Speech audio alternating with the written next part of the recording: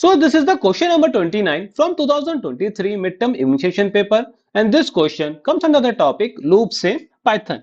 So in this particular question you need to explain what are the uses of break and continue statements in Python. Moreover you need to give examples to this thing.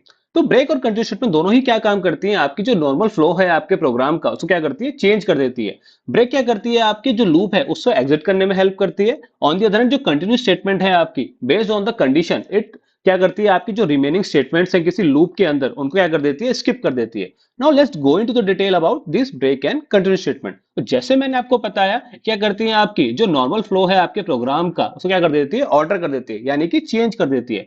अगर मैं बात करूं continue statement की, तो continue statement क्या काम करती है, जब भी आपकी कंटिन्यू स्टेटमेंट किसी लूप के अंदर एनकाउंटर होती है तो क्या जिस उस लूप के अंदर जितनी भी स्टेटमेंट्स बची हैं उस स्टेटमेंट के बाद, कंटिन्यू स्टेटमेंट के बाद, तो सारी ही क्या हो जाती है, आपकी एक्सिक्यूट नहीं होती। जैसे फॉर एग्जांपल आपका एक व्हाइल लूप है, ठीक है, इसके अंदर क्या कर रखा है आपने, कोई कंडीशन लगा रखी है और क्या कर रखा है आपने, किसी नंबर ऑफ स्टेटमेंट का क्या आ रही है, आपकी कंटिन्यू स्टेटमेंट आ रही है which will be executed based on a condition.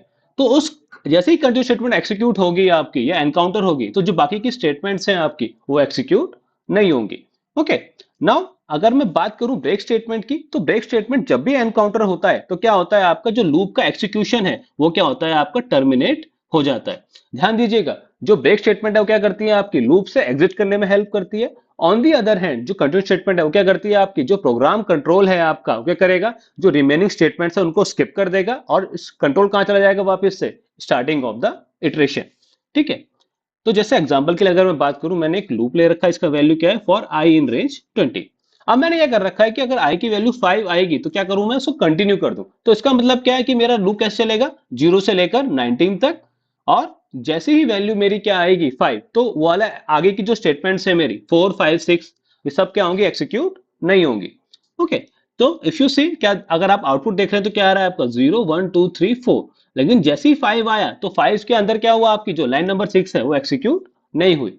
Similarly आपने क्या करा, इफ आई इक्वल्स टू 12, तो क्या करा आपने, ब्रेक स्टेटमेंट लगा दी। इसका मतलब क्या करेगा कि जैसे ही आपका ब्रेक स्टेटमेंट एनकाउंटर होगी उसमें क्या होगा कि लूप से क्या कर देगा, एग्जिट कर देगा, यानी कि उसके बाद आपके लूप से कंट्रोल क्या हो जाएगा, बाहर आ जाएगा।